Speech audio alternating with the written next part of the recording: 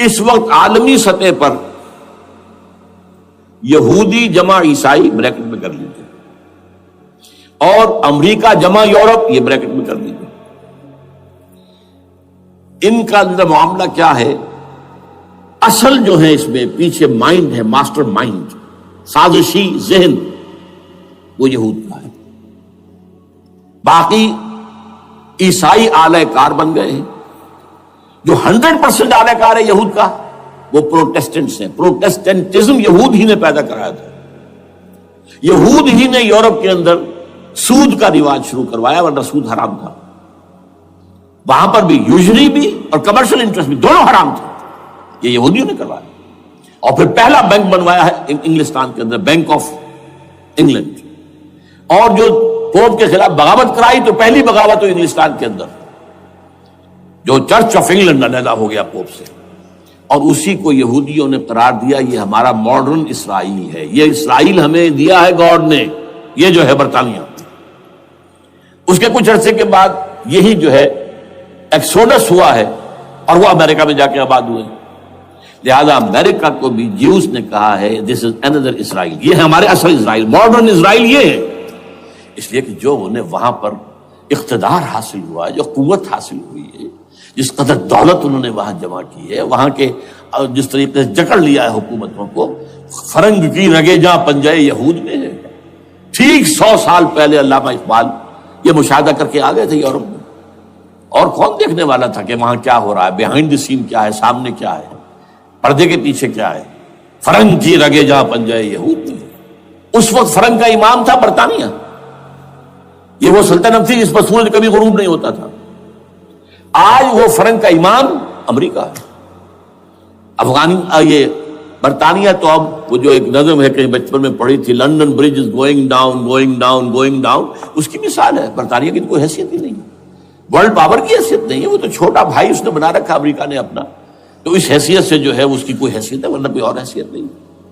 بہرحال ان دونوں میں یہ ہے کہ پیچھے ماسٹر مائنڈ، سازشی ذہن، پلاننگ، سکیم ساری یہودیوں کی، آلہ کار امریکہ سب سے بڑھ کر، اس کے بعد برطانیہ، اور اس میں اصل پروٹیسٹنٹس، ان میں بیپٹسٹ، ان میں اس سے بھی آگے بڑھ کر ایونجلسٹ، جن کو کہتے ہیں بورن اگین کرسچنز، جن کو کہتے ہیں نیو کنزرویٹو کرسچنز، یہ تمام اصطلاحات آپ اخبارات میں پڑھتے ہوں گے، ان کو گروپ کر لیجیے۔ یہ اصل آلہ کار، ان کو ایک نیا نام دیا گیا ہے کرسچین زائنسٹ۔ ایک یہودی زائنسٹ ہیں، سارے یہودی زائنسٹ نہیں ہیں، بہت سے یہودی ہیں جو یہ زائنسٹ کے مخالف۔ چنانچہ میری ہیوسٹن میں ملاقات ہوئی تھی ڈاکٹر وشو گرانڈ، بہت بڑا پروفیسر ایمیریٹس یہودی، لیکن یہ کہ اس نے کہا، بڑے اجتماع میں کہا، ہمارا اجلاس تھا وہاں پر، ہم نے یہ جو ہے بلایا تھا ایک یہودی، ایک عیسائی اور ایک مسلمان، تینوں جو ہے وہ تقریریں کریں۔ نے کہا تھا کہ وی آر ناٹ سپورٹنگ اسرائیل۔ اس نے وہ عیسائی جو آیا ہوا تھا پروفیسر، اس کی طرف they are supporting Israel, we are not supporting Israel. اسی طرح میری جو ہوئی تھی round table conference, round table, اس میں ایک یہودی پروفیسر تھے، وہ ہسٹری کے پروفیسر، میں نام بھول رہا ان کا، انہوں نے کہا آئی ایم اینٹی زائنزم، میں زائنزم کے خلاف ہوں۔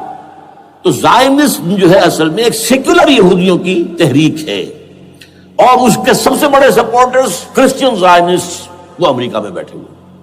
تو یہ ہے صورتحال۔ یہ جان لیجئے کیتھولکس جو ہیں یہ اتنے پرو یہودی نہیں ہیں، اب رفتہ رفتہ وہ بھی اس کے اندر آ کر شامل ہو گئے۔ یورپ جو ہے زیادہ Catholics, Roman Catholics, Roman Catholics کا یہ بھی آپ نے جملہ پڑھ سنا ہوگا کہ یہ جو ترکی جو ہے ہمارا ملک، یہ جو کوشش کرتا رہتا ہے گھسنے کی یورپین یونین کے اندر، تو ایک دفعہ جان شراق نے کہا تھا، بڑا پیارا جملہ تھا، why doesn't Turkey understand that we are a Christian club؟ یہ ہماری جو یونین ہے یورپین، یہ تو کرسچین کلب ہے، وہ مسلمان ہے، وہ کس وجہ سے آنا چاہتا ہے بندہ، کیوں تو خود داخل ہونا چاہتا ہے؟ why doesn't Turkey understand that we are a Christian club؟ لیکن یہ ہے رومن کیتھولکس، اور ان کا میں بعد میں آپ کو بتاؤں گا۔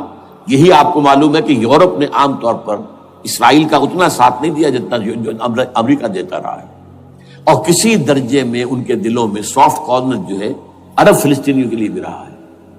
یہ معاملہ ایران کے بارے میں بھی رہا ہے جس قدر اسٹرانگ ایکشن امریکہ لینا چاہتا ہے یہ جو ہے اس کے ساتھ نہیں ہے. تو یہ تھوڑا سا فرق ہے، وہ میں اس کا ایک بنیاد بعد میں بتا دوں گا آپ کو. بہرحال ان کا ایک جو ایجنڈا ہے وہ دو سمجھیے کہ دو اس کے نکات ہیں، دو رسیوں کے مانند یہ آپس میں بٹا ہوا ہے. پہلا، عالم اسلام کے مادی اور مالیاتی وسائل خصوصاً تیل پر قبضہ،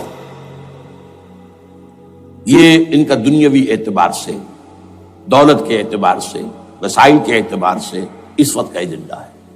ویسے تو اس سے اوپر وہ چاہتے ہیں پوری دنیا پر، وہ تو بات کی بات ہے، لیکن ابھی نہ وہ روس کو چھیڑ رہے ہیں نہ چین کو چھیڑ رہے ہیں. چین تو ان کا سب سے بڑا جو ہے بزنس پارٹنر ہے، سب سے بڑا، اور چین کو رفتہ رفتہ وہ اپنی لائن پر لا رہے ہیں. اب تو صرف یہ کہ وہ ایک پارٹی گورنمنٹ وہاں رہ گئی ہے جو کہ کمیونزم کے دور کی یادگار ہے، باقی ان کی جو اکانومی ہے وہ تو آ چکی ہے اسی رخ کے اوپر جو یورپ کی ہے، مغرب کی ہے. نمبر 2 ایجنڈا کیا ہے؟ دنیا میں کہیں بھی اسلام کے بحیثیت ایک نظام زندگی ظاہر ہونے کا کوئی موقع نہیں دینا. We have to nip the evil in the bud at any cost. یہ ان کے ایجنڈے کا دوسرا بڑا ہے.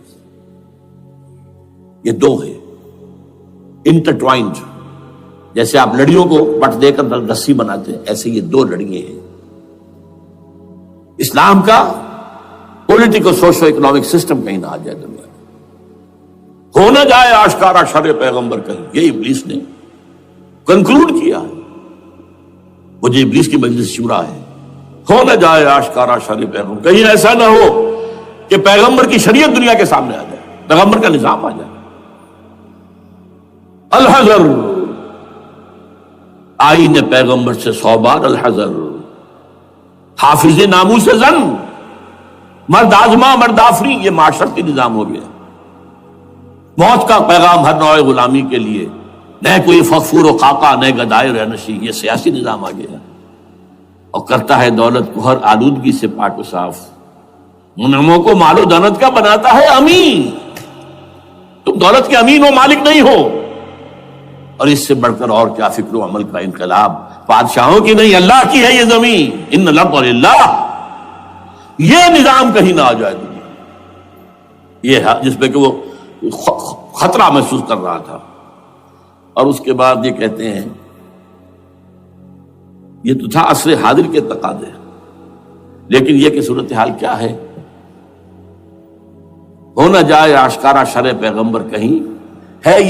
یہ معاملہ اس طرح رکھو کہ خود مومن ہے محروم یقین. یہ غنیمت ہے کہ خود مومن ہے محروم یقین.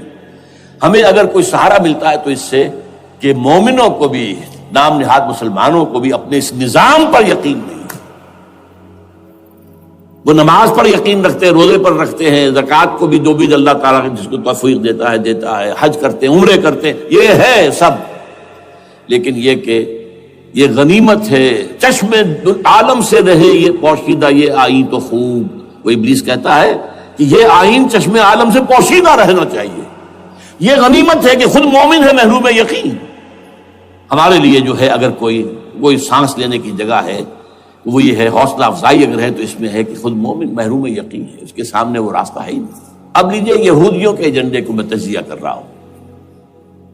سب سے پہلے World Bank, IMF، globalisation, TRIPS, ان تمام ہتھ کنڈوں کے ذریعے عالمی مالیاتی استعمار جو بظاہر امریکہ کا ہوگا حقیقتاً یہود کا ہوگا.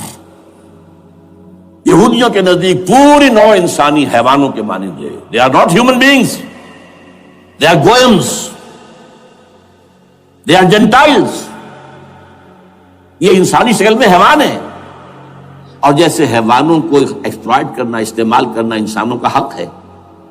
گھوڑے کو آپ باندھتے رہے ہیں نا ٹانگے کے آگے، اور بیلوں سے آپ ہل جتواتے رہے ہیں، تو جیسے یہ حق ہے ایسے ہمارا حق ہے پوری دنیا کے جو ہے وسائل ان کو کھینچے. ہاں جیسے گھوڑے اور بیل کو بھی کچھ نہ کچھ دانا تو ڈالنا پڑتا ہے، چارہ تو دینا پڑتا ہے، تو ان کو بھی کچھ دو. یہ پوری نوع انسانی ورکرز بن کر رہ جائے، حیوان بن جائیں، بالکل شہوت کے غلام بنا دو انہیں.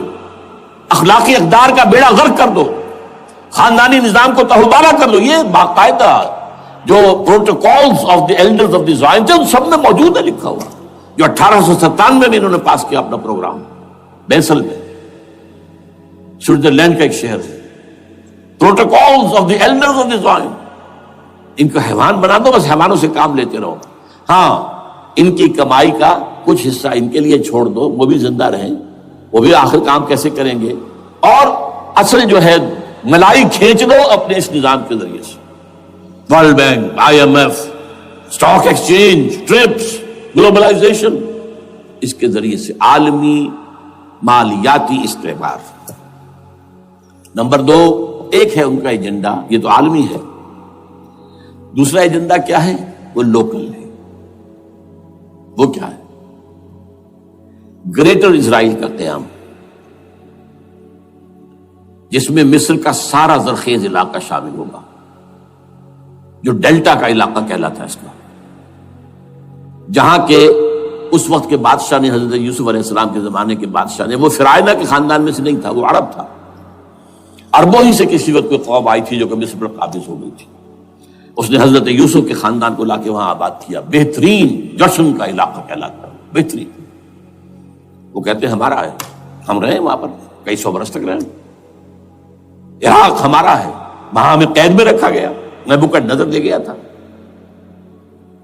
عرب کا شمالی حصہ جو ہمارا ہے، وہاں خیبر میں یہودی قلعے تھے، اور وہاں مدینے کے اندر جو ہے 3 قبیلے یہودی تھے جنہیں محمد نے صلی اللہ علیہ وسلم وہاں سے نکال باہر کیا تھا.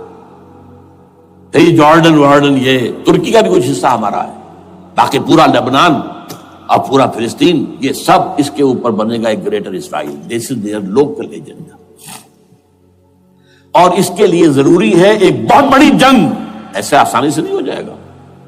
آرمگیڈون، جس کو حضور نے فرمایا الملحمۃ العظمیٰ، الملحمۃ الکبریٰ، بہت بڑی جنگ، جس کی خوفناکی اور تباہ ناکی کا اندازہ اس سے کیجئے. حضور فرماتے ہیں کہ اگر ایک باپ کے 100 بیٹے یا ایک دادا کے 100 پوتے ہوں گے تو ان میں سے 99 ختم ہو جائیں گے، ایک بچے گا.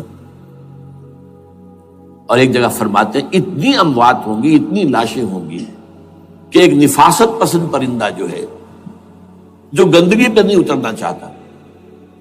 ایک تو ہے یہ کوے، چیلیں، گدھ، وہ تو گندگی کی تلاش میں ہے مردار کھانے کے لیے، وہ تو لاشوں کو نوچ رہے ہوں گے. وہ پرندہ جو ہے نفاست پسند پرندہ، وہ نہیں اتر سکے گا. اڑتا اڑتا چلا جائے گا، لیکن لاشوں کا سلسلہ ختم نہیں ہوگا، یہاں تک کہ تھک ہار کر لاشوں پر گر جائے گا. یہ دور نہیں ہے، اس لیے کہ اس پر متفق ہیں یہودی بھی اور عیسائی. پروٹسٹنٹس، عیسائی اس کے اوپر پوری طرح متفق ہیں. آرمگیڈون، جسے آپ 3rd ورلڈ وار کہہ لیں، الملحمۃ العظمیٰ کہہ لیں، الملحمۃ الکبریٰ کہہ لیں، حضور کے الفاظ میں یہ آئے گی. اس کے نتیجے میں گریٹر اسرائیل بنے گا. نمبر 3، پھر بنے گا 3rd ٹیمپل، جو ٹائٹس نے گرا دیا تھا 70 میں، سن 70 عیسوی، جسے گرے ہوئے کتنا عرصہ ہو گیا؟ 2008. اندازہ کر لیجئے 1800 کتنے برس ہو چکے. وہ دوبارہ بنائیں گے 3rd ٹیمپل، اور اس کے لیے مسجد اقصی کو گرائیں گے، اور ڈوم آف دی راک، قبۃ الصخرہ، وہاں لا کر پھر اس میں کنگ ڈیونز تھرون لا کے رکھا جائے گا. یہ بھی میرے علم میں پہلی مرتبہ اسی ٹرمپٹ کے اشارے سے آیا. وہ کیا ہے؟ حضرت داؤد کا. آج سے کتنے 1000 سال پہلے کی بات ہے، اندازہ کیجیے. 1000 قبل مسیح، اور یہ اب 2000 ہو گیا عیسوی، 3000 برس تو ہو گئے. وہ کیا تھا؟ ایک پتھر تھا جس پر بٹھا کر حضرت داؤد کی تاج پوشی کی گئی تھی. پھر اسی پر حضرت سلیمان کی تاج پوشی ہوئی، پھر اسی پر ان کے بادشاہ آتے رہے، تاج پوشی ہوتی گئی. ٹائٹس نے جب گرایا ہے سن 70 عیسوی میں، یروشلم کو برباد کیا، 1,33,000 یہودی ایک دن میں قتل کیے، ایک دن میں، باقی نکال دیا، بھاگ جاؤ یہاں سے. اس کو کہتے ہیں diaspora, that started in 70 AD. یہ منتشر ہو گئے، جس کا جہاز سنگھ سمایا چلا گیا، یورپ میں چلے گئے، شمالی افریقہ میں، مسلمان ملکوں میں، انڈیا میں آ گئے، ایران میں آ گئے، سب جگہ وہاں سے نکال دیے گئے. ڈائسپورا. بہرحال وہاں سے وہ ٹائٹس وہ پتھر لے گیا، وہ روم میں لے گیا، روم سے کسی طرح وہ آئرلینڈ پہنچ گیا۔ آئرلینڈ پیور کیتھولک ملک ہے، آپ کو معلوم ہوگا، اور وہاں پر پروٹیسٹنٹس کی اور کیتھولکس کی جنگیں ہوتی رہتی ہیں۔ کبھی بھی شیعہ سنی مسلمانوں کی اس طور سے خانہ جنگی نہیں ہوئی ہے جیسے کہ وہاں ان دو عیسائیوں میں، کیتھولکس اور پروٹیسٹنٹس میں ہوتی ہے۔ وہ رومن کیتھولک ملک ہے بیچ میں۔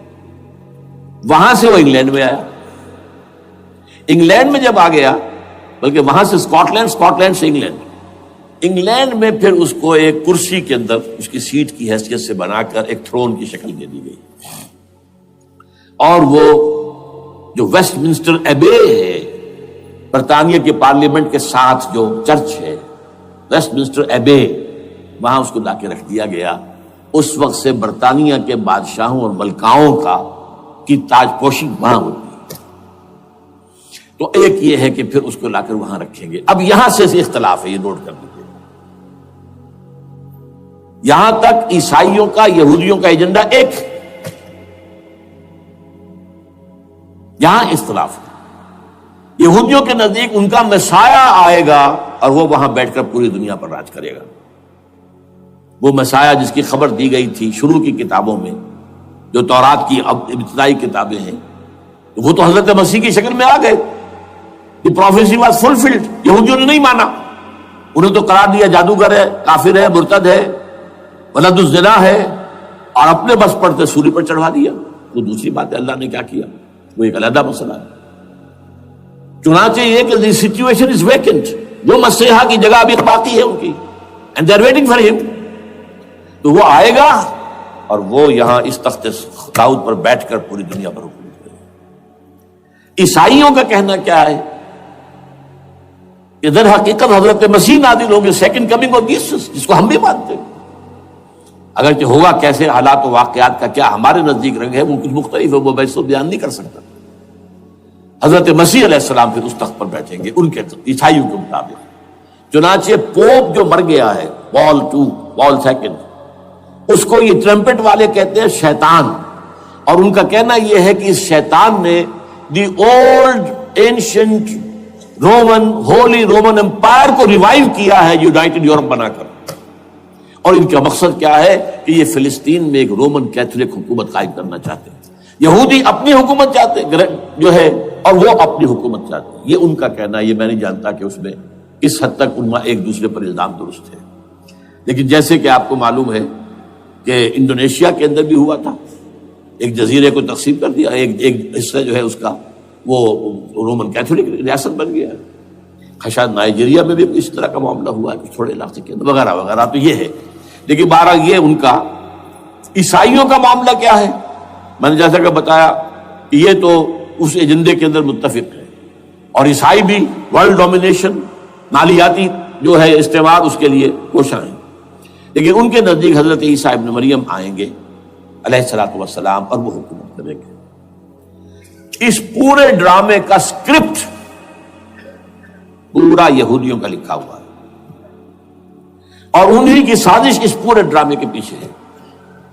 البتہ بظاہر اس ڈرامے کا بڑا کیریکٹر جس سے آپ ہیرو کہیں وہ امریکہ ہے، اور اس کے تابع یورپ بھی ہے۔ یہ ہے عالمی سطح پر معاملہ اس وقت۔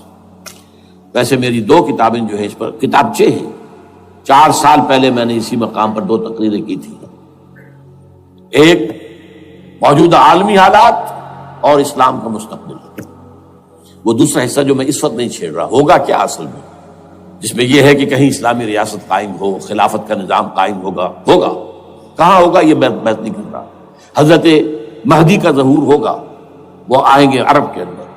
پھر یہ ہے کہ وہ جو گریٹر اسرائیل کے خلاف جہاد ہوگا، اور اللہ کرے گا کہ رفتہ رفتہ یہ ممالک جو ان سے لے لیے جائیں گے، یہاں تک کہ بالآخر ایک یہودی اعلان کر دے گا میں ہوں مسیح، جس کو کہ عیسائی بھی کہتے ہیں اینٹی کرائسٹ، اور یہ کہتے ہیں یہ بیپٹسٹ بھی کہ اینٹی کرائسٹ جو ہے وہ یہودی ہوگا، جبکہ کچھ عرصے پہلے بہت بڑا پروپیگنڈا ہوا تھا کہ اینٹی کرائسٹ جو ہے، دجال جو ہے وہ تو مسلمان ہوگا، نہیں، لیکن وہ کہتے ہیں کہ ہوگا یہودی ہوگا، اور پھر اس یہودی کو قتل کریں گے حضرت مسیح، دی ریئل مسیح، اصل مسیح جو اٹھا لیے گئے درمیان میں، وہ آئیں گے، اور ان کے ہاتھوں دجال بھی قتل ہوگا، اور پھر مسلمانوں کے ہاتھوں ایک ایک یہودی ختم ہوگا، پھر ایک عالمی اسلامی ریاست قائم ہوگی حضرت مسیح کے ہاتھوں، اور وہاں پر حضرت مسیح ایک حدیث میں آتا ہے 40 برس تک پوری دنیا پر حکومت کرے گی۔ بہرحال یہ دوسرا پکچر ہے جو ہمارے سامنے، میں اس وقت کی تفصیل میں نہیں جا رہا، جو ان کے سامنے پکچر ہے وہ میں نے آپ کو بیان کر دیا۔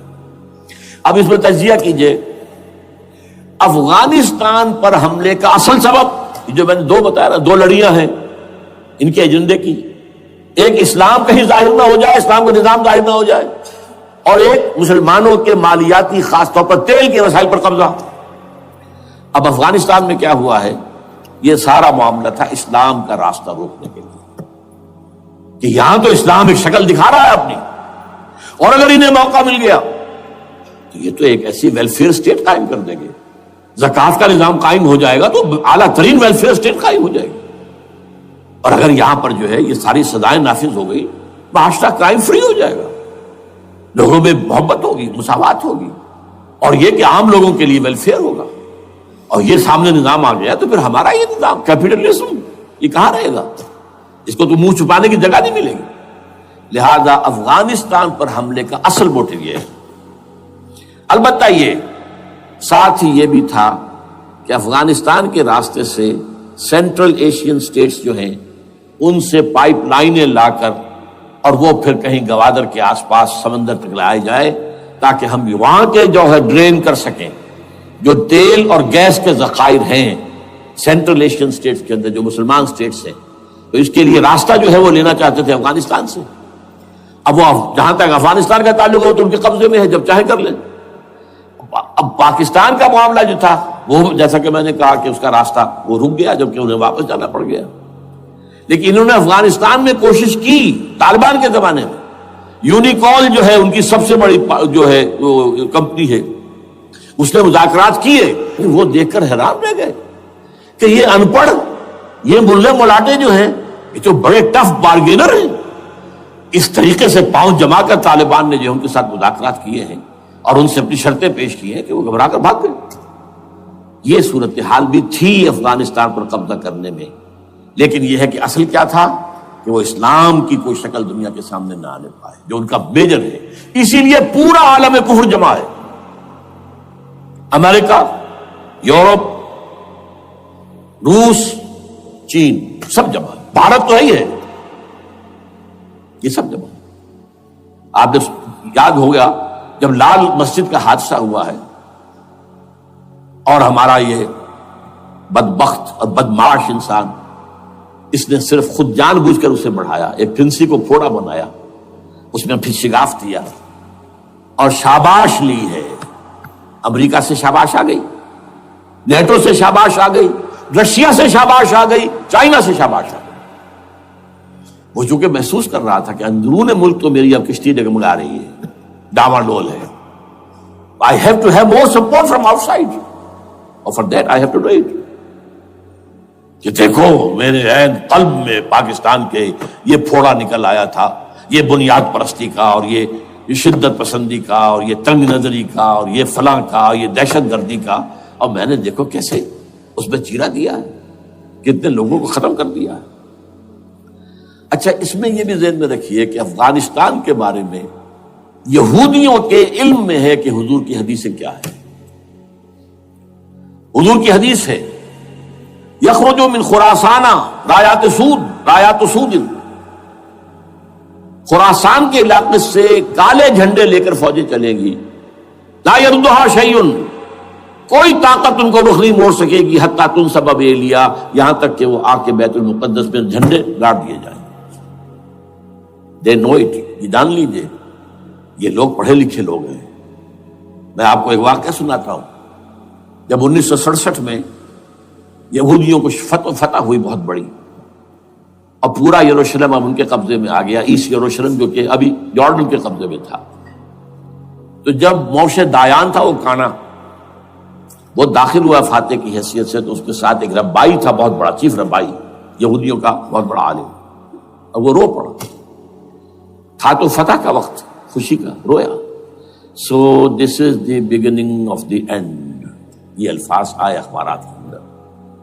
گویا کہ اب یہ آخری ڈرامہ جو ہے شروع ہو گیا ہے. وہ آخری ڈرامہ انہیں معلوم ہے ان کی تباہی پر ختم ہونا ہے. اس میں حضرت مسیح کے نزول کے بعد یہ ٹرمپٹ والا بھی لکھتا ہے کہ 80% یہودی قتل ہو جائیں گے, اور میں سمجھتا ہوں کہ 20% اگر صحیح ہے اس کی بات تو وہ ہوں گے جو اب حضرت مسیح پر ایمان لے آئیں گے. باقی 80% اپنے اس کفر پر اڑے رہیں گے اور قتل ہوں گے.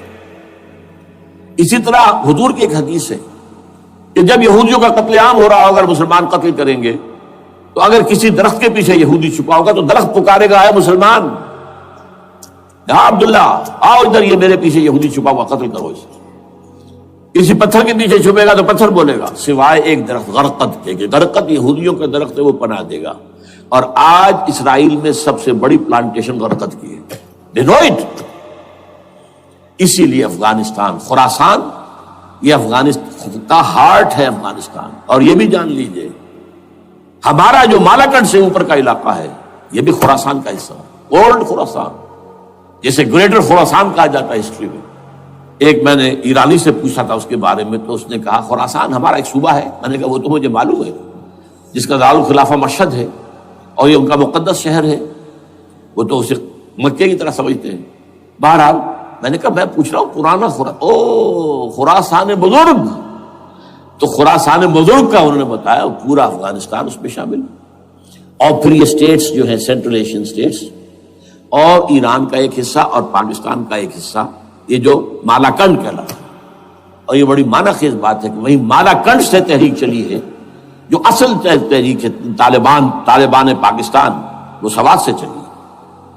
بہرحال اس وجہ سے, اس پہلو سے یہ جو ہے افغانستان پر حملے کا سب سے بڑا سبب وہ تھا. دوسرا جو تھا وہ یہ کہ ان کو جو پائپ لائن لے کے آنی تھی اس کے لیے, لیکن وہ ظاہر بات ہے کہ اس میں جو ہے جو طالبان نے وہ ان کی چکمے میں نہیں آئے. اس پر ایک کتاب ہے کہ جو انگریزی میں ہے عابد اللہ جان کی, Afghanistan the genesis of the last crusade. Afghanistan سے آخری صلیبی جنگ کا سلسلہ شروع ہو رہا ہے. بہت جو ہے چشم کشا ہے, معلومات افزا ہے, انگریزی میں ہے. اچھا عراق میں معاملہ برعکس تھا. عراق میں تیل کا معاملہ بھی تھا تو صرف امریکہ کا تھا. جو یورپ ہے وہ زیادہ تر کیسپین کے ایریا کے تیل کی طرف نگاہیں رکھتا ہے. یہ جو ہے یہ اصل میں سارا جو ہے یہ امریکہ کا معاملہ. اور دوسری طرف یہ کہ یہاں کو مذہبی سلسلہ نہیں تھا, حالانکہ تھا, وہ یہودیوں کا تھا. وہ کیا تھا؟ Extension, first step towards the establishment of greater Israel. یہ بات اچھی طرح سمجھ لیجیے. یہاں پہ تیل کا معاملہ بھی, میں نے کہا تھا نا دو لڑیاں ہیں جو چل رہی ہیں. تیل کا معاملہ یہاں خاص طور پر عراق کے اندر زیادہ, افغانستان میں بہت کم. لیکن یہ کہ یہاں پر بھی جو اصل ہے بیہائنڈ دی سین, جو اصل چیز کیا ہے کہ گریٹر اسرائیل کے قیام کی طرف پہلا قدم. میں یاد دلاتا ہوں آپ کو کہ فرسٹ گلف وار ہوئی تھی جس میں عراق کا بھرکس نکال دیا گیا تھا. اس کے اختتام پر کہا تھا شوارز کرافٹ, جو ان کا کمانڈر ان چیف تھا الائڈ فورسز کا, اس نے صاف کہا تھا, مجھے آج تک ایک لفظ یاد ہے, We fought this war for the protection of Israel.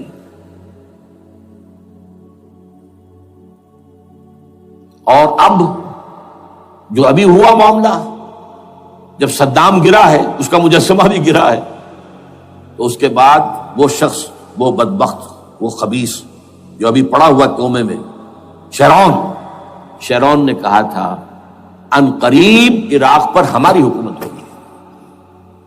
اور اس سے پہلے تو ہم صرف عراق میں سے یوفریٹس تک کا علاقہ مانگتے تھے, دریائے فرات تک کا. اب ہمارا مطالبہ یہ ہے کہ ہم تو در حقیقت دجلہ تک جائیں گے, دجلہ, تاکہ پورا کا پورا جو فرٹائل دو آبا ہے دجلہ اور فرات کے درمیان کا بہترین علاقہ, وہ سارا ہمارے پاس.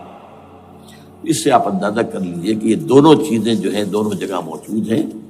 وہاں مذہبی زیادہ ہے افغانستان کا, لہذا یہاں بہت بڑی جو ہے کولیشن بن گئی. عراق میں تو وہ کولیشن نہیں بن سکی.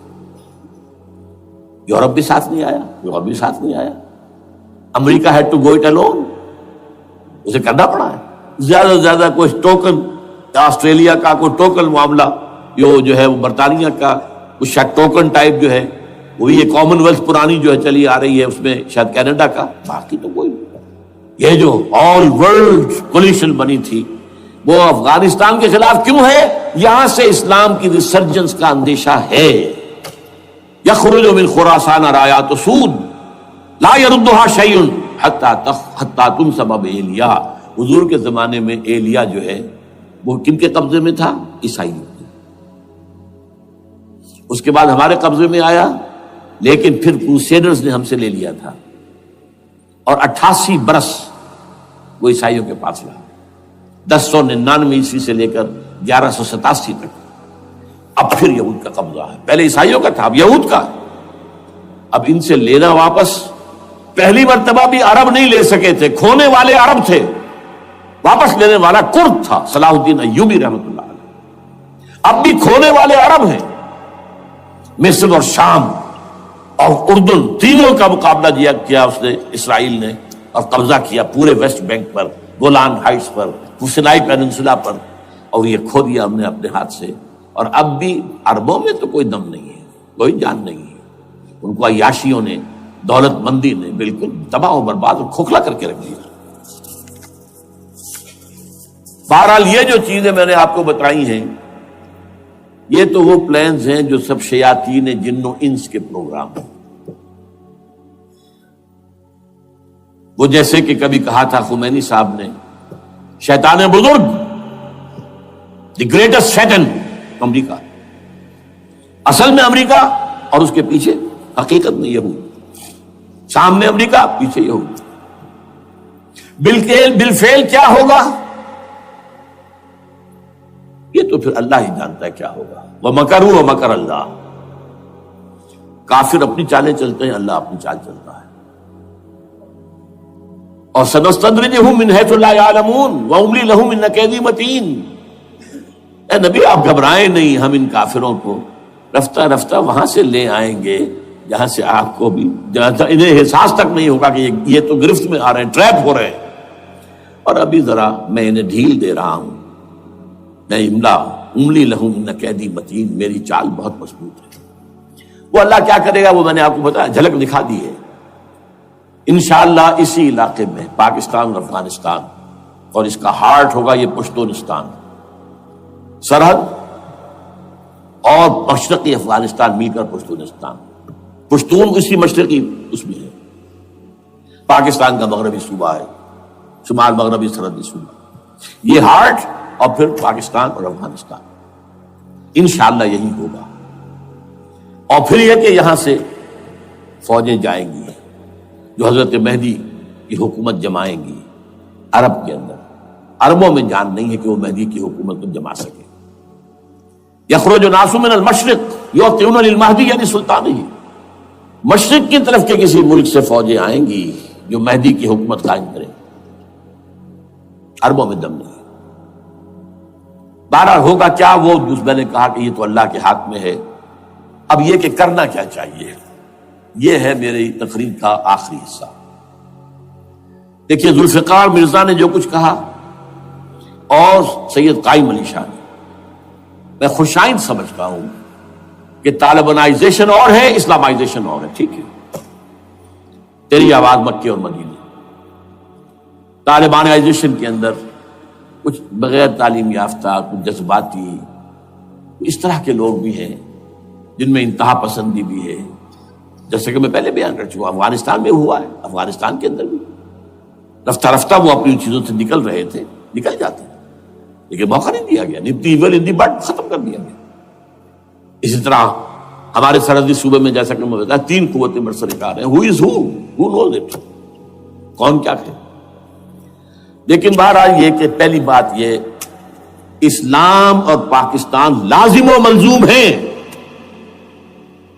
یا اسلام آئے گا تو یہ ملک رہے گا، نہیں آئے گا تو ختم ہو جائے گا، اس میں کوئی شک نہیں۔ میری 2 کتابیں پڑھ لیجئے اگر اللہ توفیق دے، ہمت دے، اسلام اور پاکستان، یہ سن 67-68 کی تحریریں میری ہیں۔ جینیسس آف پاکستان کیا تھا، how Pakistan came into existence, پھر یہ کہ میں نے استحکام پاکستان کے نام سے سن 85 کے اندر کتاب لکھی ہے. یہ دونوں کتابیں پڑھی ہیں. پاکستان کا کوئی جواز نہیں اگر یہاں اسلام نہ آئے، اور واقعتاً ہم جواز کھو چکے ہیں. تو اللہ تعالیٰ ہمیں مہلت دے رہا ہے. لیکن اب یہ سمجھ لیجئے یہ اللہ تعالیٰ کی طرف سے ایک خاص مہلت ہے، اور شاید آخری مہلت ہے جو ہمیں مل رہی ہے. یہاں اسلامائزیشن نہ ہوا تو یہ ملک نہیں رہے گا. میں یہاں آپ کو ایک شعر سنا دوں. ہے تو ایک ایسی شخصیت کا جو کچھ کنٹروورشل بھی ہو گئی، بعد میں بدنام بھی ہو گئی. ایک زمانے میں جماعت اسلامی کے بڑے مخلص کارکن تھے وہ، مولانا کوثر نیازی. انہوں نے ایک بڑا تلخ شعر کہا تھا، اسلام کو اگر تیری فضا راس نہ آئے، اے میرے وطن تجھ کو کوئی آگ لگائے. ہمیں اسلام چاہیے، اور اسلام نہیں آئے گا تو یہ ملک نہیں رہے گا. کوئی زرداری، کوئی نواز شریف اس ملک کی بقا کی ضمانت نہیں دے سکتا. اس کی بقا ہے اگر تو اسلامائزیشن نہیں ہے. 61 سال کی ہماری بے وفائی اللہ کے ساتھ کیے ہوئے وعدے کی، اس کا ایک عذاب ادنا ہم جھیل چکے ہیں.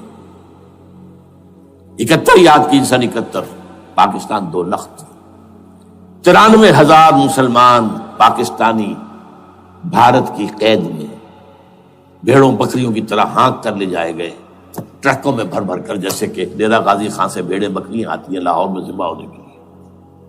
کنسنٹریشن کیمپس میں ہمارے ٹائیگر نامی جرنیل نے پیش کیا اپنا ریوالور. کتنے لوگ مارے گئے، کتنا فساد ہوا. مسلمان کے ہاتھوں مسلمانوں کا خون کتنا ہوا. یہ اللہ کا ایک خاص عذاب ہوتا ہے. میں نے وہ آیت آپ کو سنائی تھی، قل هو القادر على ان يبعث عليكم عذابا من فوقكم او من تحت ارجلكم. اے نبی سے کہہ دیجیے اللہ اس پر قدرت رکھتا ہے، جب چاہے تم پر کوئی عذاب اوپر سے بھیج دے، تمہاری زمین کے نیچے سے نکال دے. زلزلہ آیا تھا کہ نہیں؟ او یلبسکم شیعا، ایک تیسری شکل بھی ہے. نہ اللہ آسمان کو کوئی تکلیف دے، نہ زمین کو. زمین پھٹے گی تو آدمی جائے گا نا اندر، بلکہ تمہیں گروہوں میں تقسیم کر کے او یلبسکم شیعا فیذیق بعضکم بعض بعض، تو ایک دوسرے کی قوت کا ایک دوسرے کو مزہ چکھائے. تم خود ایک دوسرے کے گلے کاٹو. ہمیں کسی اور قوم کو تکلیف دینے کی ضرورت نہیں ہوگی. یہ کام ہمارے ساتھ ہو چکا ہے 1971 میں. بہرحال اب اس کے بعد بھی تاخیر تو ہماری جو کی تو ہے. اب ہم اس جگہ پر پہنچ گیا کہ شاید اب عذاب الاکبر آنے والا ہے. وہ آیت بھی میں نے شروع میں پڑھی تھی، وَلَنُذِقَنَّهُم مِّنَ الْعَذَابِ الْأَدْنَىٰ دُونَ الْعَذَابِ الْأَكْبَرِ لَعَلَّهُمْ يَرْجِعُونَ. چھوٹا عذاب آیا سن 71 میں پاکستان. بہرحال مغربی پاکستان تو برقرار رہا، اس کا نام بھی پاکستان رہا. اب شاید بڑا عذاب آ رہا ہو، بلکنائزیشن جس کے نقشے جو ہیں دنیا میں شائع کیے جا چکے ہیں. اور اس اسلامائزیشن کے لیے جو میں کہہ رہا ہوں کہ اس کے بغیر یہاں پاکستان نہیں رہے گا، اس کے لیے اس کی جو دستوری، تدریجی، قانونی، پرامن اگر راستہ اختیار نہ کیا گیا تو ملیٹنسی بڑھے گی. یہ رکنے والی نہیں ہے. یہ جو اوپر کا جو علاقہ ہے ایک ٹرائنگل ہے جس کا نقشہ کھینچا ہے ایک بہت بڑے مصری ادیب اور مورخ نے، شکیب ارسلان ان کا نام تھا. انہوں نے کہا ہے کہ یہ پامیر سطح مرتفع جو ہے، پامیر جسے روف آف دی ورلڈ کہا جاتا ہے، اس سے پہاڑوں کے سلسلے نکلتے ہیں. کوئی چین کی طرف چلا گیا، کوئی تبت کی طرف چلا گیا، جو قراقرم ادھر آ گیا پاکستان کی طرف، ہمالیہ آ گیا پاکستان انڈیا کی طرف، ادھر ہندو کش چلا گیا افغانستان میں. یہ سب جیسے کہ ایک جو پہیا ہوتا ہے اس کے جو لگے ہوتے ہیں سپوکس جنہیں کہتے ہیں. اس نے کہا کہ ایک طرف ہمالیہ اور ایک طرف ہندو کش، اس کے درمیان میں جو قوم رہتی ہے، اب نوٹ کر لیجیے، یہ ہمالیہ کا اینڈ جو ہے مغربی، وہ کیا یہ نتیا گلی وغیرہ اسی کا حصہ ہے. اس کے بعد ختم، دریائے سندھ بہ رہا ہے لیکن اوپر جا کر وہ ٹرن دیتا ہے رائٹ کو، تو پھر اب وہ قراقرم اور ہمالیہ کے درمیان جاتا ہے. یہاں تک کہ انڈیا سے جو اس کا داخلے کا راستہ آ جاتا ہے۔ لیکن یہ جو ہے یہ درمیانی راستہ، یہ اصل میں ہندو کش ادھر اور ہمالیہ ادھر، اس کے درمیان جو قوم آباد ہے، اور اس ٹرائنگل کا بیس ہے مالاکنڈ کا پہاڑ، مالاکنڈ، ہمالیہ، ہندو کش۔ اس ٹرائنگل میں جو قوم آباد ہے، شکیب ارسلان کہتا ہے اگر پوری دنیا میں اسلام کی نبضیں ڈوب جائیں تب بھی یہاں کے لوگوں میں اسلام کی نبض چلتی رہے گی۔ یہ وہ علاقہ ہے جہاں سے پاکستان کے طالبان کا آغاز ہوا، جہاں سے پرامن تحریک چلی تھی، اس کا راستہ روک دیا گیا۔ اب وہ شدت پسندی پر آ گئے، اور یہ شدت پسندی بڑھے گی اگر آپ نے تشدد سے روکا، اگر امریکہ کے چمچے بنے رہے، اگر امریکی ایجنڈے ہی کو پورا کرتے رہے اور اپنے لوگوں کو مارتے رہے، تو جواب میں در ایک چراغ حقیقت قبول کیا تم نے تو موج دودھ سے صد آفتاب ابھریں گے۔ یہ اب جو آ رہے ہیں، کہاں سے آ رہے ہیں آپ کے یہ خودکش حملہ آور؟ یہ وہی ان لوگوں کے رشتہ دار ہیں نا جو امریکی بمبارڈمنٹ میں مارے گئے ہیں۔ کتنے ہیں جن کے بچے ختم ہو گئے، بیٹے مر گئے۔ یہ جو ہمارے ہاں ایک کمانڈوز کے کیمپ کے اوپر جو حملہ ہوا تھا اور خودکش بمبار، جس سے کہ شاید 18-19 بہترین آپ کے کمانڈوز ختم ہوئے تھے، وہ کون تھا؟ وہ خود کمانڈو تھا، اندر کوئی اور تو جا ہی نہیں سکتا تھا، یہ کمانڈوز کا کیمپ تھا، اور اس کے میس میں لوگ کوئی جا سکے؟ وہ خود کمانڈو تھا۔ اس کی بیٹی لال مسجد کے اندر جلی تھی۔ اب آپ اندازہ کیجئے کہ اس کے دل میں جو کھول رہا تھا اس کا جذبہ، اس نے اس کو ٹھنڈا کیا خود جان دے کر۔ تو جان لیجیے، ادھر باجوڑ میں حملہ ہوا تھا، ادھر جو ہماری ملٹری پریڈ کے اوپر حملہ ہو گیا۔ تو یہ بات رکے گی نہیں، اور یہ ظاہر بات ہے کہ اب شمال سے لے کر نیچے تک کی بات ہے۔ وہاں پر بھی میں نے شروع بھی کہا تھا کہ خطرہ حقیقی ہے، غیر حقیقی نہیں ہے، وہمی اور خیالی نہیں ہے۔ اس لیے کہ اب جو اس علاقے سے جا رہے ہیں ہجرت کر کے کراچی، وہی ان کی جگہ ہے، وہیں پر ان کے رشتہ دار ہیں، محسود ہیں، وزیری فلاں ہے، یہ ہے وہ ہے، وہاں جا رہے ہیں۔ اور وہاں پر بھی ظاہر بات ہے کہ جو کچھ ہو رہا ہے افغانستان میں اور جو کچھ ہو رہا ہے شمال سرحدی صوبے میں، اس کا ایک تسلسل ہوگا۔ میں یہاں یہ عرض کر دوں آپ سے کہ تقریباً 4 سال قبل، بلکہ 4.5 سال، میں انتہائی مایوسی کو پہنچ چکا تھا کہ پاکستان کا وجود باقی نہیں رہے گا۔ میں نے یہی تقریر کی ہے 29 فروری سن 2004 کو، اسی جگہ۔ پاکستان جواز کھو چکا، یہ اسلام کے نام پر تھا۔ ویئر اسلام؟ جو اسلام یہاں وہ تو بھارت میں بھی ہے، وہ تو امریکہ میں بھی ہے۔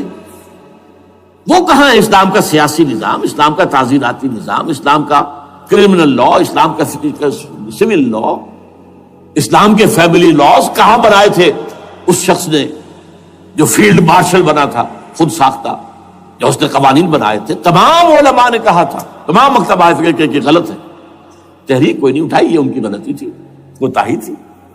جمہوریت کی تحریک میں شامل ہو گئے، اس پر کوئی تحریک نہیں چلائی۔ بہرحال وہ نظام کہاں ہے؟ وہ نظام تو قائم نہیں کیا۔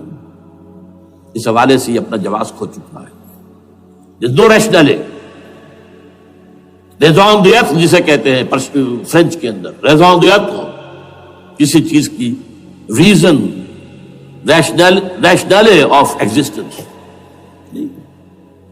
اس کے بعد یہ ہے کہ پچھلے سال سے کچھ مایوسی میں کمی ہوئی۔ Number 1، chief justice of Pakistan Iftikhar Muhammad Chaudhry کے اندر ہمت اللہ نے دی، وہ کھڑا ہو گیا۔ جرنیلوں کے جم گھٹے کے اندر ایک سویلین آدمی جو ہے جس درجے کا مرغوب ہو سکتا ہے، آپ اس کا اندازہ کر لیجیے۔ اور اس کے بعد اسپونٹینیس موومنٹ وہ کلا ہے، انہومی شے، سوچ نہیں سکتے ہم۔ یہ موومنٹ جو ہے یہ کوئی اسٹریٹ ارچنز کی چلائی ہوئی نہیں ہے، یہ ہمارے ہاں کے گاموں ماجروں کی نہیں ہے، بلکہ یہ تو پڑھے لکھے لوگ، وکیل، کالے کوٹ، کالی ٹائیاں، پینٹ، یہ جو سختیاں جھیلی ہیں انہوں نے، ابھی تک وہ تحریک چل رہی ہے۔ اگر اس سے ظاہر بات ہے وقت گزرنے کے ساتھ ساتھ اس کی وہ تیزی اور تندی میں تو کمی آئی، اور حکومت کو موقع ملا ان کے اندر کوئی رفت پیدا کرنے کا بھی۔ لیکن بہرحال ان دونوں چیزوں سے میری مایوسی میں قدرے کمی ہوئی. اب دوسری بات وہ تھی 18 فروری کے الیکشن کا پرامن طور پر منعقد ہو جانا. میں یہ سمجھتا تھا کہ جو اس کے اندر دخل اندازی ہے، ریگنگ ہو گئی ہوئے. کیسے ممکن ہے پاکستان میں الیکشن ہو اور ریگنگ نہ ہو؟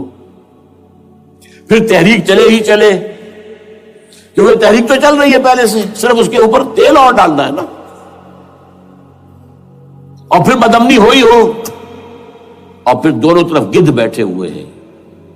یہ NATO forces in the west, Indian forces on the east, they will march into Pakistan. اور پاکستان کے ایٹمی دانت توڑ کر Pakistan will be put at the mercy of India, Bharat. Now do whatever you like. Condoleezza Rice کا میں آپ کو بیان سنا چکا ہوں. پاکستان کے مستقبل کا فیصلہ امریکہ اور بھارت بھی کرتا. بہرحال اب تیسری جو امید ہوئی ہے، یہ کل پرسوں میں جو ہوئی ہے، کولیشن جو ہے یہ ناکام ہوتی نظر آ رہی تھی. لیکن یہ کہ صدر کے مواخذے پر یا صدر کے خلاف جو ایک کارروائی ہو رہی ہے، اللہ کرے کہ وہ پوری ہو جائے، یا اس سے بھی بہتر ہے کہ وہ خود ہی استعفیٰ دے کر دفع ہو جائے. بہرحال یہ کہ اس سے بھی کچھ امید کا پہلو جو ہے پیدا ہوتا ہے.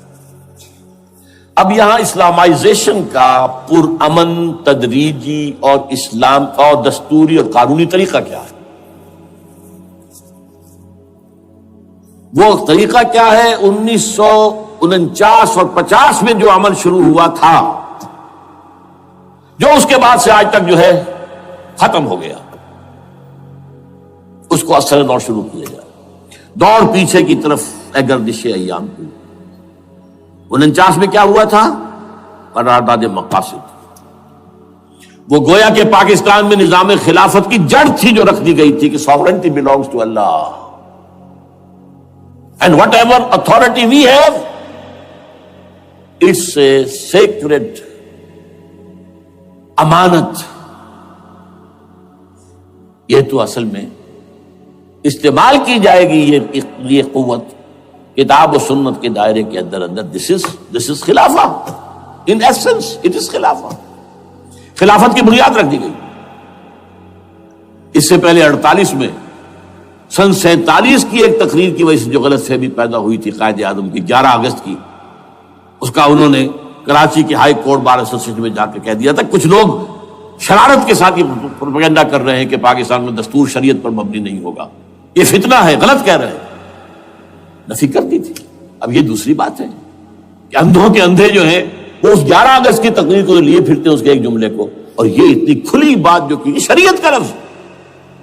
شریعت، پاکستان کا دستور جو سمجھتا ہے کہ شریعت پر نہیں مبنی ہوگا وہ غلط کہتا ہے، وہ شریر ہے، شرارت پیدا کر رہا ہے. یہ قائد اعظم کے الفاظ. بہرحال اس کے بعد ایک عمل کیا ہوا تھا سن 50 میں، یہاں کے سیکولر عناصر نے ایک بڑا شور مچایا، کس کا اسلام لاؤ گے؟ شیعہ کا، سنی کا، دیوبندی کا، بریلوی کا، وہابی کا، کس کا اسلام؟ اللہ تعالیٰ غریق رحمت کرے ان بزرگوں کو.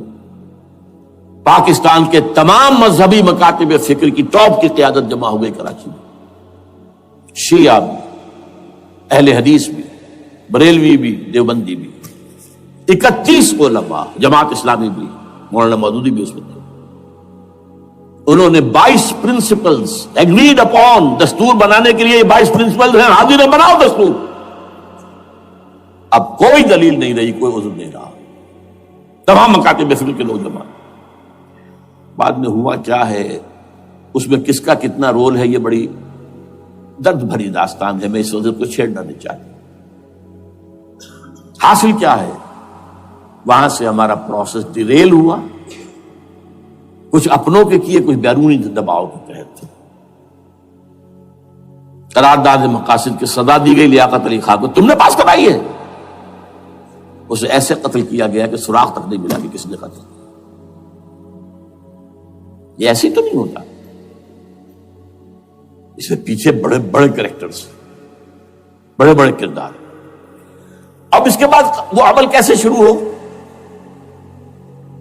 ضیاء الحق نے جو ایک ادارہ قائم کیا تھا فیڈرل شریعت کورٹ، اصولی اعتبار سے بہترین قدم. وہ کیا تھا؟ یہ شریعت کورٹ ہے، اس میں کوئی شخص لائے پیٹیشن کہ پاکستان کا فلاں قانون جو ہے میں ثابت کرتا ہوں کتاب و سنت کے منافی ہے، یا کورٹ سو موٹے لے لے کسی بھی معاملے کو، ایگزسٹنگ جو قوانین ہیں ان کا جائزہ لے کہ اس میں یہ پورا قانون یا اس کی یہ شق جو ہے یہ خلاف شریعت ہے، اس پر آرگومنٹ ہو، دونوں طرف کے دلائل ہوں، علماء بھی آئیں، وکلاء بھی آئیں، بحث کریں، شریعت کورٹ کا تو میدان ہوتا کھلا۔ بالآخر اگر کورٹ فیصلہ دے دے کہ ہاں یہ ایگزسٹنگ قانون یا جو قانون قابل زیر غور ہے بننے جا رہا ہے یہ خلاف شریعت ہے یا جزوً شریعت کے خلاف ہے، تو وہ اسے کینسل کر دے گا اور کہہ دے گی کورٹ کہ اگر یہ مرکزی معاملہ ہے تو مرکزی حکومت، صوبائی معاملہ تو صوبائی حکومت، اتنی مدت میں 3 4 6 مہینے کے اندر اندر اس کی آلٹرنیٹ لیجسلیشن کر لے، جیسے ہی مہلت ختم ہوگی یہ قانون ڈیفنکٹ ہو جائے گا۔ اصولی اعتبار سے اس سے زیادہ صحیح اسکیم کوئی نہیں سوچ سکتا، آج بھی میں قائل ہوں، لیکن یہ بدبختی تھی اس شخص کی، ضیاء الحق کی، اس کو بالکل غیر مؤثر کر دیا، 2 ہتھکڑیاں پہنا دی، 2 بیڑیاں پہنا دی۔ کانسٹیٹیوشن آف پاکستان آپ کے دائرے کار سے خارج ہے، یہ سیکریٹ کاؤ ہے، ہاتھ نہ لگانا۔ جو جوڈیشل پروسیجرل لاز ہیں، ضابطہ دیوانی، ضابطہ فوجداری، یہ بھی تمہارے دائرے سے خارج ہے۔ مالی معاملات 10 سال تک خارج، اور فیملی لاز مستقل خارج۔ انا للہ و انا الیہ راجعون۔ اب کرنے کا کام کیا ہے؟ نمبر 1، فیڈرل شریعت کورٹ کے دائرے پر جو تحدیدات ہیں، لیمیٹیشن ختم کی جائیں یکسر۔ نمبر 2، اس کا سٹیٹس کم سے کم ہائی کورٹ کے درجے کا ہونا چاہیے۔ نمبر 3، اس میں جید علماء کو لا کر بٹھایا جائے، ان کی میجورٹی ہونی چاہیے، وہ کلا بھی ہوں، جدید تعلیم کے، جدید قانون کے جاننے والے، لیکن علماء بھی ہوں۔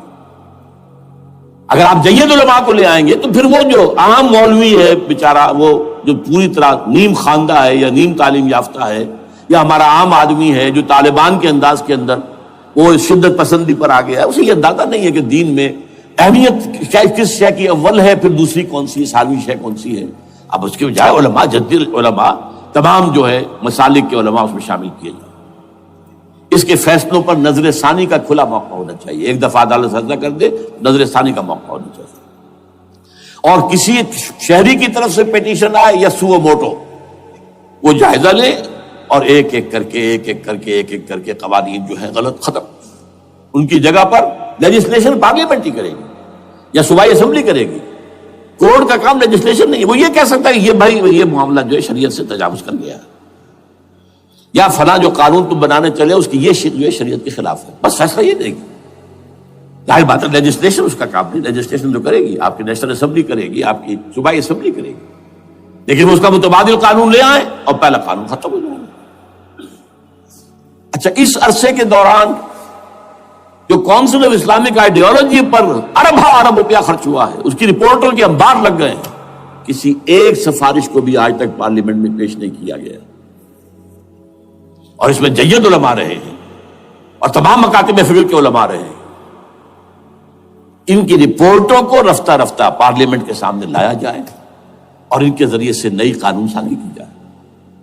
اگر آپ یہ قانونی دستوری راستہ کھول دیں گے اور تجدیداً اس طریقے سے Islamisation of laws of Pakistan ہو جائے تو ظاہر بات ہے کہ پھر جو دہشت گرد ہیں، دہشت پسند ہیں، جن کو آپ خطرہ کہہ رہے ہیں، خطرہ، طالبان آنند، طالبان آئے، طالبان آ رہے ہیں، اب ڈرو اور بچو اور مقابلے کی تیاری کرو اور اسلحہ تیار کرو، اگر یہ کام کریں گے تو پھر ظاہر بات ہے کہ وہ تو فساد ہوگا، اور فساد کا نتیجہ کیا نکلے وہ اللہ ہی بہتر جانتا ہے۔ لیکن یہ پروسیس جو میں نے بیان کیا ہے، اگر اس پر عمل ہو جائے تو یہ وہ پروسیس ہے جسے جنرل حمید گل نے کہا تھا کہ اگر ایسا ہو جائے تو یہ سافٹ ریولوشن ہوگا، بغیر تشدد کے، بغیر کسی اور کے، اگر نیت ٹھیک ہے، اور اگر یہ واقعی جیسے قائم علی شاہ نے سمجھ لیا ہے اور جیسے کہ ذوالفقار مرزا نے سمجھ لیا ہے، اسلامائزیشن اگر اس کو سب سمجھ لے، زرداری بھی سمجھ لے، اور نواز شریف بھی سمجھ لے اور سب سمجھ لے، تو ظاہر بات ہے کہ پھر کسی توڑ پھوڑ کے بغیر، کسی اور بدامنی کے بغیر، کسی تشدد کے بغیر اسلامائزیشن یہاں ہو جائے تو سب کے دل خوش ہو جائیں گے، اور یہ سارا جو بھی تشدد ہے، یہ دہشت گردی ہے، اس کے راستے بند ہو جائیں گے۔ اگر ایسا نہیں کرتے تو غیر تعلیم یافتہ یا نیم تعلیم یافتہ، جن کو کوئی پورا تصور نہیں ہے، نہ دنیا کے حالات کا علم ہے، نہ شریعت کے جو اصل مصادر اور منابع ہیں، اصل سورسز، ان تک رسائی ہے، بس کچھ چیزیں سن رکھی ہیں۔ یہ تو معلوم ہے انہیں کہ داڑھی رکھنی ہے، سنت ہے، لیکن یہ کہ یہ فرض تو نہیں ہے بھائی، تو اس کی کوئی خاص مقدار تو معین نہیں ہے، یہ تو نہیں جانتے۔ ویڈیوز ہیں، آڈیوز ہیں، ان میں گانے ہیں، اس میں آپ کو معلوم ہے کہ عریانیت ہے، جو بھی ویڈیوز ہیں، وہ تو ان کو جلائیں گے ان کی دکانوں میں۔ آپ تعلیم دے رہے ہیں لڑکیوں کو، وہ جانتے ہیں جو تعلیم آپ دینا چاہتے ہیں، آپ تو ڈانس کی تعلیم کو بھی وہاں پر نافذ کر رہے ہیں، آپ نے تو تعلیم کا شعبہ ہی دے دیا اسماعیلیوں کے ہاتھ میں، لہذا ان کا تو رد عمل ہوگا، ہوئے۔ اس کا راستہ اگر روکنا ہے تو اس پروسیس سے جو میں نے بیان کر دیا ہے، جس کو میں بیان کر رہا ہوں نہ معلوم کب سے، نواز شریف صاحب، ان کے والد میاں محمد شریف صاحب مرحوم، اور شہباز شریف صاحب اور عباس شریف صاحب چاروں میرے پاس آئے تھے، 2 دفعہ آئے تھے، اور میں نے یہ ترمیمی بل پیش کیا تھا جس کے آئٹم میں نے آپ کو گنوا دیے۔ بہرحال نہیں کیا کچھ انہوں نے، لیکن یہ کہ اگر یہ نہیں کریں گے تو یہ کہ دوسری طرف یہ سمجھ لیجئے اس وقت پاکستان کے دینی مدرسوں میں شدید تحریک چل رہی ہے۔ لال مسجد یہ ایک سمبل بن چکا ہے، یہ ایک علامت ہے، اور یہ ملیٹنسی کی طرف بہت بڑی تعداد میں، خاص طور پر جو طالب علم ہیں عربی مدارس کے، طالبان کی سورس یہی تو ہے نا، یہی تھے جن سے کہ افغانستان میں طالبان ابھرے تھے اور یہیں سے پاکستان کو ابھر رہے ہیں۔ ان کے اندر شدید لہر ہے، اور کوئی بہت بڑا فساد ہو گیا اگر خدا نہ خواستہ تو that will be the end of Pakistan. اس سے بچنا ہے تو وہ راستہ اختیار کریں جو میں نے بیان کر دیا ہے، جو میں سال سے بیان کر رہا ہوں۔ دستور کا ترمیمی بل بنا کر دیا ہے، اسے عام بھی کیا ہے۔ البتہ اس عرصے میں ظاہر بات ہے کہ ہم کیا کریں گے، ہمارا کوئی پروگرام کسی ملیٹنسی کی طرف جانے کا نہیں ہے، ہم اسے مفید نہیں سمجھتے بلکہ مضر سمجھتے، یہ کاؤنٹر پروڈکٹیو ہے۔ ہمارے سامنے پروگرام کیا ہے؟ 6 نکاتی پروگرام، بڑے پیمانے پر دعوت ایمان بذریعہ قرآن، نمبر 1۔ میری تمام سرگزشت کھوئے ہوئوں کو جستجو، میری سرگزشت جو ہے 50 سال سے اسی میں ہے، قرآن کو پڑھنا، پڑھانا، سیکھنا، سکھانا، عام کرنا، اور الحمدللہ ایک بڑی ٹیم تیار کر دی ہے میں نے اللہ کے فضل سے، جو یہ کام کر رہی ہے۔ دعوت ایمان بذریعہ قرآن، اور جو ایمان واقعتاً لے آئیں، جس کا ثبوت ہوگا شریعت پر عمل، جس چیز پر عمل کیا جا سکتا اور نہیں کرتے تو آپ مجرم۔ ہاں ظاہر بات ہے اس سے ایک حصہ ایسا ہے جس پر آپ عمل نہیں کر سکتے جب تک کہ نظام نہ بدل جائے، چور کا ہاتھ میں نہیں کاٹ سکتا، آپ نہیں کاٹ سکتے، لیکن جتنے پر عمل ممکن ہے اس پر عمل۔ ایسے لوگوں کو آرگنائز کیا جائے، بیعت کا نظام، مسنون نظام، قرآن میں معصور، مسنون، منصوص، یہ سارا نظام اس کی بنیاد۔ ایک آدمی کا، وہ آدمی کہے کہ بڑھو تو بڑھو، وہ کہے کہ رک جاؤ تو رک جاؤ۔ نمبر 3، ان لوگوں کا تزکیہ، اور میں بتا چکا ہوں تزکیہ اور تربیت۔ تزکیہ کس بات کی؟ کوئی امنگ، کوئی ولولہ، کوئی مقصد، کوئی تمنا دل میں نہ رہے سوائے اللہ کی رضا کے۔ حکومت مطلوب نہ ہو، اقتدار مطلوب نہ ہو، مال و دولت مطلوب نہ ہو، اللہ کی رضا اور آخرت کی فلاح۔ ہر تمنا دل سے رخصت ہو گئی، حضرت مجذوب کا مصرع، اب تو آ جا، اب تو خلوت ہو گئی، اے اللہ تو آ جا میرے دل میں، میرے دل سے ہر تمنا نکل چکی ہے، خلوت ہے۔ اور تربیت کس کی؟ کہ تیاری ہو جائے اس بات کی کہ تن من دھن سب لگا دیں گے، جان بھی دے دیں گے جب موقع آئے۔ چوتھا کیا؟ کہ جب تک یہ تعداد کافی نہ ہو، یہ نہیں ہے کہ 150 آدمی لے کر کسی ایک جگہ پر کسی لال مسجد کو ہم مرکز بنا کر بیٹھ جائیں، نعرہ لگا دیں گے، گیر جماعت، اور وہ بھی معتدل تعداد پہ، وہ جب تک نہیں ہوتی تو ہم یہی تین کام کریں گے. دعوت ایمان بذریعہ قرآن، تنظیم بذریعہ بیعت، مسنون بیعت، تزکیہ اور تربیت کرتے رہیں گے. بانشہ درویشی در ساز دمادم زن، یہی کام کرتے رہو. نو ملیٹنسی، نو الیکشنز. لیکن جب تعداد کافی ہو گئی تو ایک منظم اور پرامن مطالباتی اور احتجاجی تحریک، توڑ پھوڑ نہیں، گھراؤ جلاؤ نہیں، جیسے گاندھی نے شروع کی تھی، نمک بناؤ تحریک، سول ڈس اوبیڈینس. لیکن کسی نے کوئی توڑ پھوڑ نہیں کی تھی. اپنے سر ان کے پھوٹے ہیں بڑے سے بڑے لیڈروں کے، مولانا ابوالکلام آزاد اور پنڈت جواہر لال نہرو کے سر پھٹے ہیں. ہزارہ لوگ جیلوں میں گئے ہیں، انہوں نے کسی کو کچھ نہیں کہا. کسی کا نقشہ ایرانیوں نے دکھایا، 20,000 سے لے کر 30,000 تک جانیں دے دی، ہتھیار نہیں اٹھائے. اس لیے کہ ہتھیار بھی استعمال کرو گے تو اوپر جو حکومتیں ہیں ان کے پاس تو بے تحاشا فوج ہے، ان کے پاس ٹینک ہے، ان کے پاس ہوائی جہاز ہیں، ہیلی کاپٹرز ہیں، گن شپ ہیلی کاپٹرز ہیں. کیا نہیں ہے؟ پرامن منظم مطالباتی اور احتجاجی تحریک. اللہ کرے کہ ہمیں اس کے لیے جو مہلت درکار ہے وہ مل جائے. ہمیں معلوم نہیں کہ کہیں وہ مہلت ختم ہی نہ ہو رہی ہو. لیکن اگر ہم آخری سانس تک اس کام میں لگے رہیں گے تو انشاءاللہ اللہ تعالیٰ کے ہاں ہم معذور قرار پائیں گے. اللہ تعالیٰ جو ہے ہمیں درگزر ہم سے فرمائے گا کہ جو کچھ میں کر سکتا تھا اللہ میں کرتا رہا، آخری دم تک کرتا رہا. اگر یہ ہے تو اپنی تو کامیابی ہے، باقی کیا ہوتا ہے ملک کا میں کچھ نہیں کہہ سکتا، اللہ بہتر جانتا.